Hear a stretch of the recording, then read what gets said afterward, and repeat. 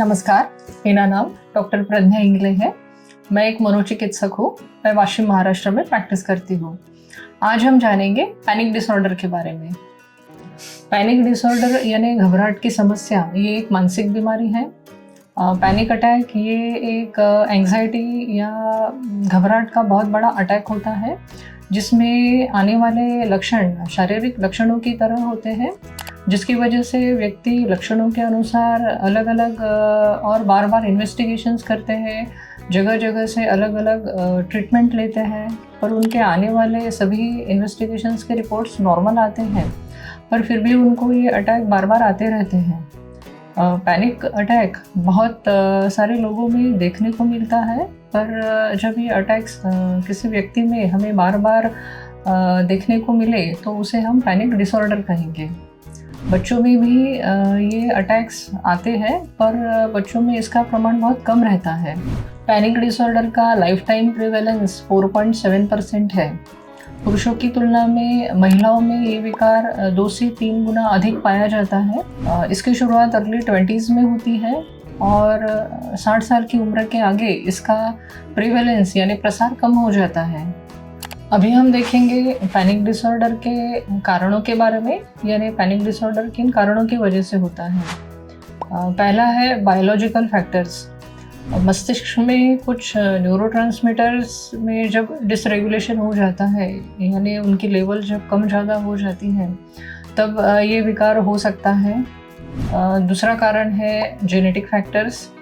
First degree relative में ये विकार होता है। अगर किसी व्यक्ति के माता पिता या बहन भाई इनमें अगर ये विकार है, तो उस व्यक्ति में ये विकार होने की संभावना 4 से 8 गुना होती है। अगला है साइकोसोशल फैक्टर्स।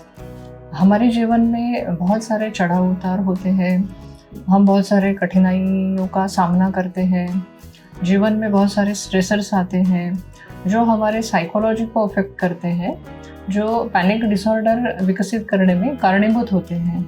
अगर कोई अपने गुस्से को कंट्रोल नहीं कर सकता है, यानी अपने गुस्से को दबा भी नहीं सकता है या फिर छुपा भी नहीं सकता है, तो ऐसे में उस व्यक्ति में पैनिक अटैक्स विकसित हो सकते हैं। अगर किसी के काम का तनाव बढ़ गया है या फिर किसी की काम के प्रति जिम्मेदारियां बढ़ गई है, तब भी हमें उस व्यक्ति में ये अटैक्स देखने को मिलेंगे। अगर किसी का अब्यूज़ हुआ है, तब भी उस व्यक्ति में ये अटैक्स आ सकते हैं। अगर किसी के माता पिता बहुत ज़्यादा बच्चों को कंट्रोल में रखते हैं, उनको हमेशा डराते रहते हैं या फिर उनसे ज़्यादा डिमांडिंग रहते हैं, यानी बच्चों ने ऐसा करना ही चाहिए, ऐसा उनका होना ही चाहिए, तो ऐसे बच्चों में पैनिक अटैक्स होने की संभावना बढ़ती है।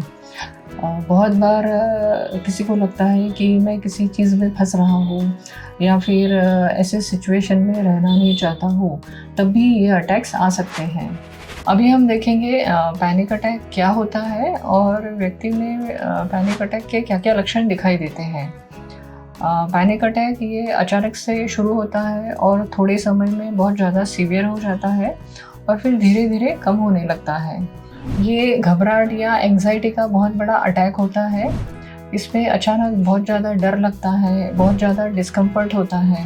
इसमें ऐसा महसूस होता है जैसे पसीना आता है, हाथ पैर में कंपन होता है, बेचैनी महसूस होती है, सांस लेने में तकलीफ होती है, दिल की धड़कनें तेज हो जाती हैं, मचलाहट होती है या सीने में दर्द होता है, सर में चक्कर आने लगते हैं, पेट में दर्द होता है, मरने का डर लगता है, गला सूख गया है या कुछ अटक गया है ऐसा महसूस होता है, कभी ठंड लगती है या कभी बहुत गर्मी होने लगती है। कभी कभी किसी व्यक्ति को ऐसा लगता है कि मैं नहीं हूँ, मैं इस दुनिया के बाहर चला गया हूँ, जिसे हम डीपर्सनलाइजेशन या डी रियलाइजेशन ऐसा बोलेंगे। सुन्न लगने लगता है, सेंसेशंस महसूस नहीं कर पाते हैं, इतना ज़्यादा डर लगता है, इतनी ज़्यादा बेचैनी महसूस होती है कि व्यक्ति सोचने लगता है कि अब मैं मरने वाला हूँ या फिर मैं पागल हो जाऊँगा। ये अटैक सीवियर होता है, पर ये लंबे समय तक नहीं चलता है। आमतौर पर 5 से 10 मिनट तक ये अटैक चलता है। कभी कभी लंबे समय तक भी चल सकता है, पर 1 घंटे के अंदर ये अटैक समाप्त हो जाता है।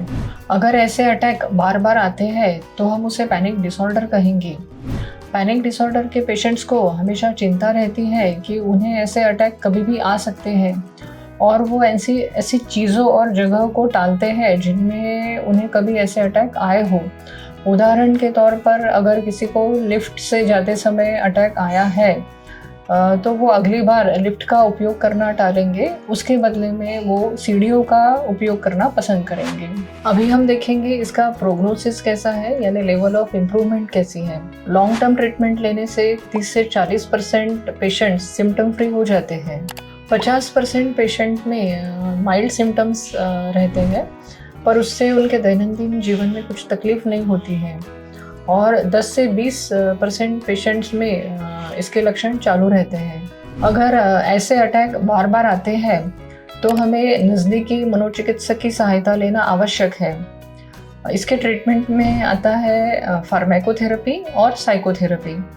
फार्माकोथेरेपी में पेशेंट्स को मेडिसिन्स दी जाती है और साइकोथेरेपी में पेशेंट्स को काउंसलिंग किया जाता है, अलग अलग थेरेपीज़ दी जाती है। हमें उम्मीद है हमारी इस वीडियो द्वारा हम आपको पैनिक डिसऑर्डर के बारे में बताने में सफल हुए होंगे।